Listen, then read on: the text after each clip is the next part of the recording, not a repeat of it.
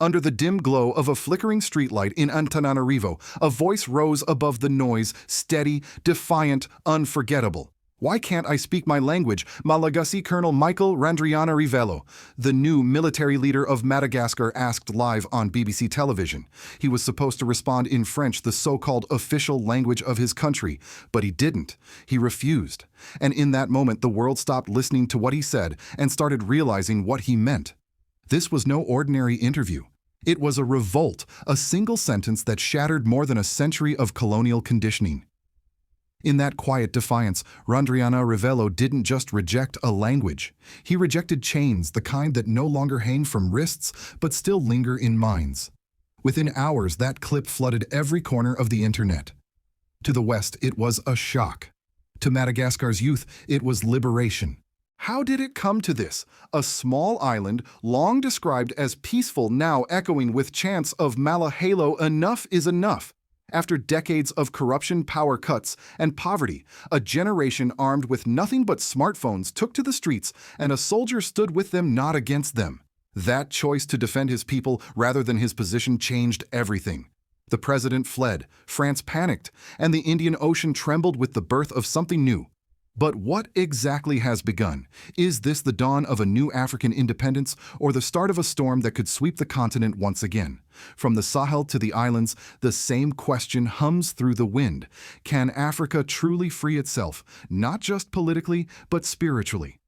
Stay with us, because what happened in Madagascar this week may redefine the balance of power, not only for Africa, but for the entire world. If you believe truth should never bow to empire, subscribe and share this story before they rewrite it. For years, Madagascar was a nation quietly drowning.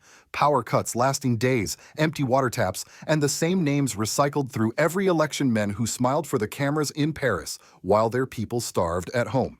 President Rajoelina, once hailed as a modernizer, had long become a symbol of decay. He came to power through a coup in 2009, returned through a rigged vote in 2018, and stayed by flattering France. The palaces were bright, but the homes of 30 million citizens flickered in darkness. By September 2025, something snapped. The first sparks came not from tanks, but from teenagers. High schoolers and university students flooded the streets of Antananarivo, chanting Malahalo. Enough is enough. Their energy was raw and restless. They didn't want foreign slogans or French speeches. They wanted dignity, work, and light. When the blackouts hit the capital again, the protest turned into an uprising. Videos spread like wildfire: young faces, dusty streets, homemade banners reading, "We are not your colony." Rajoelina's response was as predictable as it was cruel. Tear gas filled the city. His loyal troops opened fire near the university gates. But that's when something extraordinary happened. One military unit, CAPSAT, the elite corps that once helped Rajoelina seize power, refused the order. Its commander, Colonel Michael Randrianarivelo, a 51-year-old veteran from the Androy region, made a choice that would change history. Witnesses say he drove into the heart of the protests in an open jeep, unarmed, standing tall in his olive uniform. When the youth saw him, they braced for bullets. Instead, he raised his hand and shouted, "We are with you." Soldiers lowered their rifles. Gas masks came off. The crowd erupted. In that moment, the uniform stopped being a symbol of fear. It became a shield for the people. Within 48 hours, chaos turned to clarity. Rajoelina vanished, reportedly flown out by a French military aircraft, as crowds stormed the presidential compound. Parliament impeached him in an emergency session, declaring his seat vacant. The old guard scattered. The people filled the void. Then came the declaration that would echo through every African capital. Standing before the crimson gates of the palace, Randrianarivelo addressed the nation. CAPSAT is taking over to protect the republic. We will rebuild Madagascar for Malagasy by Malagasy. His voice carried across the city, steady and solemn. There were no grand promises of democracy or foreign aid, only one vow to restore honor where greed had ruled. On October 17, 2025, he walked up the marble steps of the High Constitutional Court to be sworn in as president of the Refoundation of the Republic of Madagascar. The square below overflowed with thousands young protesters, soldiers, mothers, even monks from the highlands. Trumpets blared, swords rose in salute. and as he placed his hand on the Constitution, a breeze lifted the national flag high above the crowd. This was not the usual coup, whispered one journalist. This was a refoundation, a word rarely heard but deeply felt. Randrianarivelo's past explained it all. Once imprisoned in 2023 for inciting mutiny, he had spent months in a maximum security cell. He emerged not bitter, but resolute, convinced that the soul of Madagascar had been sold too cheaply to France. As he stood that day, his crisp uniform framed by the sun, the air seemed to hum with something ancient, the memory of ancestors who fought invaders long before 1895. The revolution had not begun with blood, it began with a choice, one soldier deciding that protecting the people mattered more than preserving power. From that moment, Madagascar was no longer silent. The island's long-suppressed heartbeat, the sound of resistance, was finally heard again. The moment that defined this revolution didn't happen on a battlefield, it happened in front of a camera. 3 days after assuming power, Colonel Michael Randrianarivelo sat across from a BBC journalist in a small, dimly lit room. The interview was supposed to show stability, to calm the markets, to reassure Paris. But instead, it sent shockwaves through every embassy from London to Nairobi.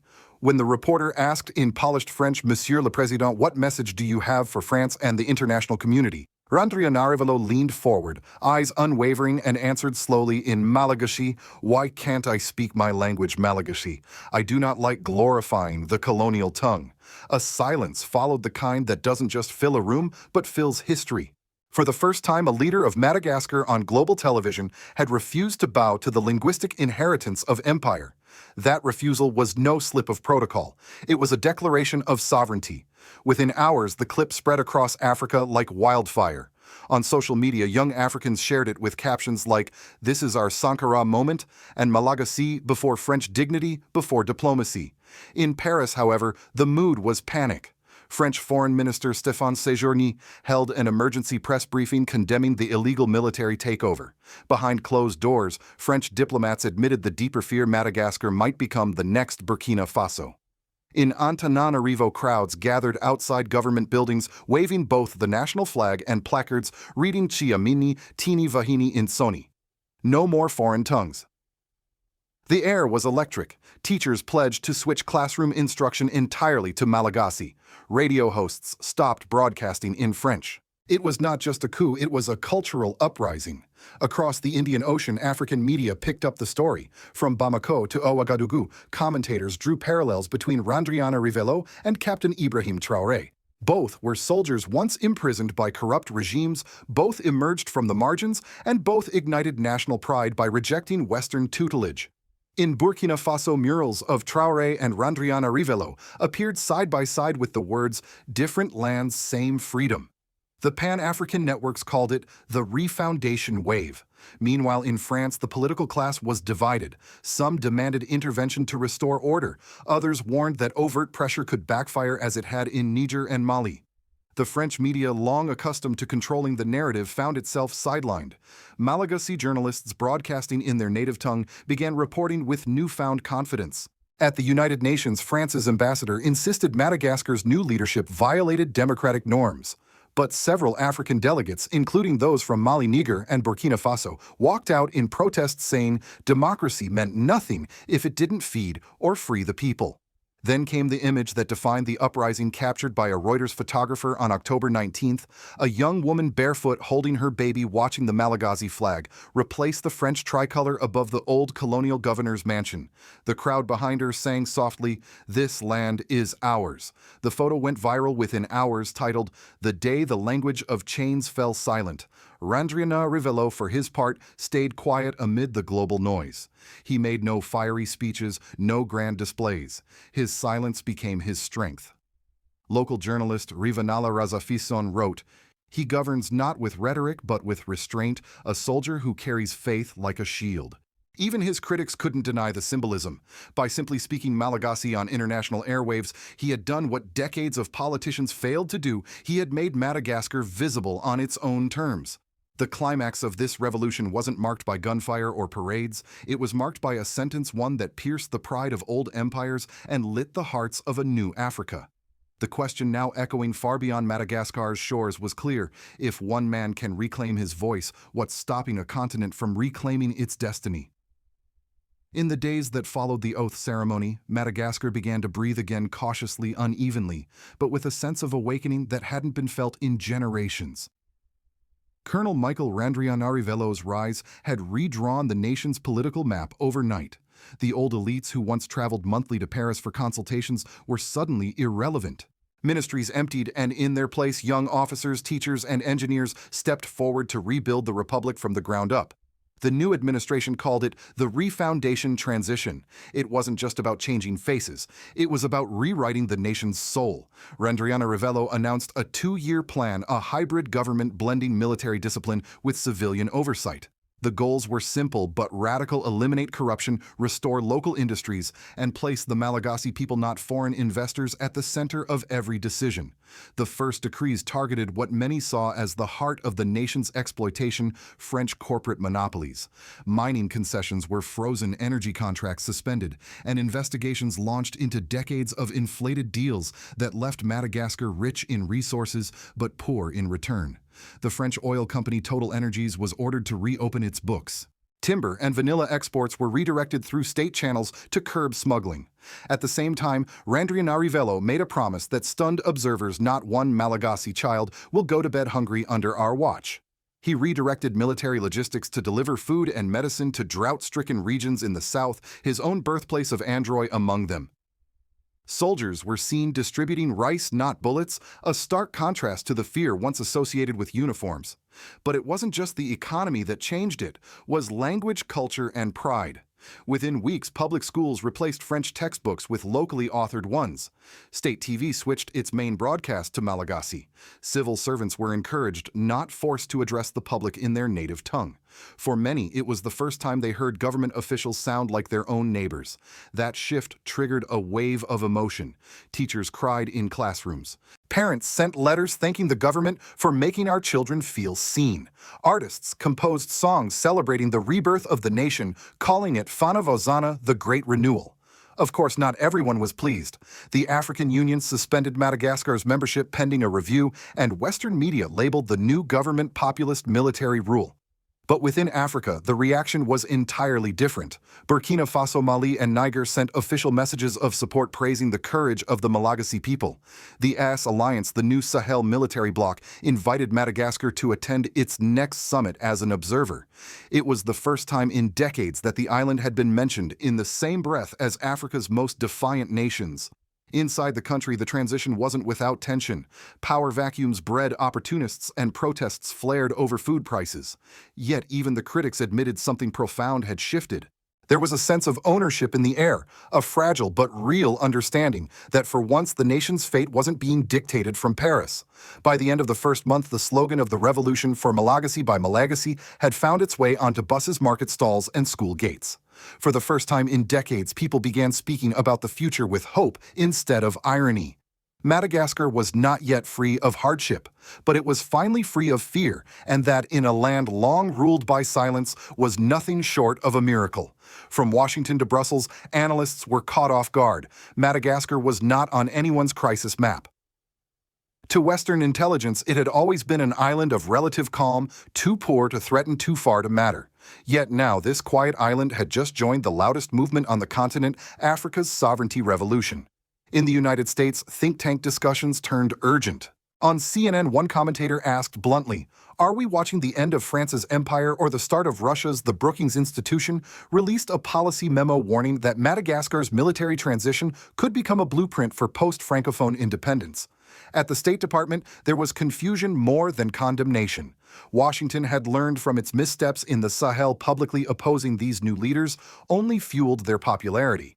Instead, American diplomats chose a cautious tone. The U.S. Embassy in Antananarivo issued a brief statement: "We support the Malagasy people's aspiration for stability and self-determination." Behind the scenes, however, Pentagon analysts were alarmed by reports that Russian advisors had been spotted visiting Antananarivo, a city with key military installations. Whether true or rumor, the symbolism was enough to unsettle Washington's Africa command. In Europe, France bore the brunt of embarrassment. Parisian newspapers described the fall of President Rajoelina as a humiliation without precedent. The Élysée Palace scrambled to frame the event as internal Malagasy affairs, but the damage was done. France had lost its final symbolic anchor in the Indian Ocean, a region critical to its global presence. Madagascar had been their last safe harbor, and now even that was slipping away. At the United Nations, the mood was split. Western nations pushed for resolutions emphasizing democratic transition, while African representatives pushed back, arguing that democracy without dignity was hollow. Burkina Faso's delegate delivered a line that went viral online. If democracy means living on your knees, then Madagascar has chosen to stand. In Africa's streets and campuses, the narrative was clear. Madagascar was the new frontier of liberation. Commentators across Nairobi, Lagos, and Johannesburg called Randrianarivelo the colonel who spoke for all of us. Pan-African groups hailed his decision to reject French as linguistic decolonization. It wasn't just a Malagasy story anymore, it was Africa speaking in its own tongue to the world. The economic reverberations came quickly. French corporations began quietly withdrawing investments, citing instability. Meanwhile, India, China, and Russia expressed interest in new partnerships, each eager to fill the vacuum. The Indian Ocean, once dominated by French and American naval routes, was now poised to become a multipolar crossroads. For the United States, this posed a subtle dilemma. Should Washington view this as a threat or as a chance to engage with Africa on new terms? For a country that once supported independence movements in principal America now faced its own credibility test. As one retired U.S. diplomat put it on PBS, if we can support democracy in Ukraine, we should also respect sovereignty in Africa, even when it doesn't wear our flag. By late October, as Madagascar's flag fluttered beside those of Burkina Faso, Mali, and Niger at a regional summit, it became clear the age of quiet compliance was over. A new voice was rising across the continent, one that spoke less about aid and more about identity. And whether Washington embraces it or resists it, that voice is no longer asking for permission. It is simply speaking in its own language on its own terms. From the red earth of Android to the crowded streets of Antananarivo, something has shifted not just in politics, but in the soul of a nation. Madagascar has spoken and the world has heard. The old order trembles not because of tanks or treaties, but because one man dared to speak his mother tongue and remind millions that freedom begins with identity. Colonel Michael Randrianarivelo didn't rise to power with grand speeches or empty promises. He rose because he listened to the silence of forgotten villages, to the anger of hungry youth, to the heartbeat of a country tired of kneeling. His question on BBC: why can't I speak my language? Malagasy was more than defiance. It was a mirror held up to every African leader who still bows to old masters while their people starve. But revolutions, no matter how pure, are never safe. History warns us, the moment a nation begins to stand tall, the world rushes to cut it down. Madagascar now faces the same invisible war that Burkina Faso, Mali, and Niger have fought, a war of sanctions, disinformation, and diplomatic isolation. And yet each blow only proves that the empire is afraid. Across the continent, the call grows louder. From the deserts of the Sahel to the Indian Ocean shores, a single truth emerges.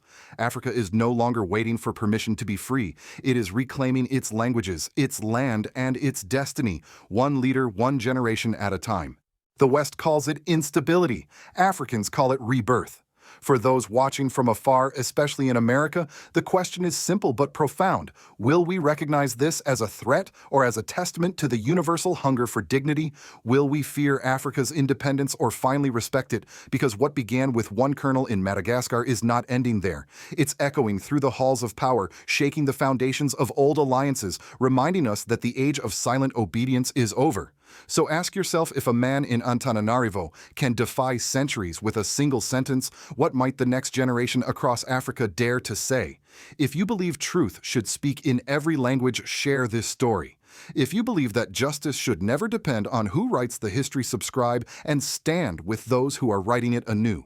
Madagascar has shown the world that the revolution no longer wears chains. It wears its own voice.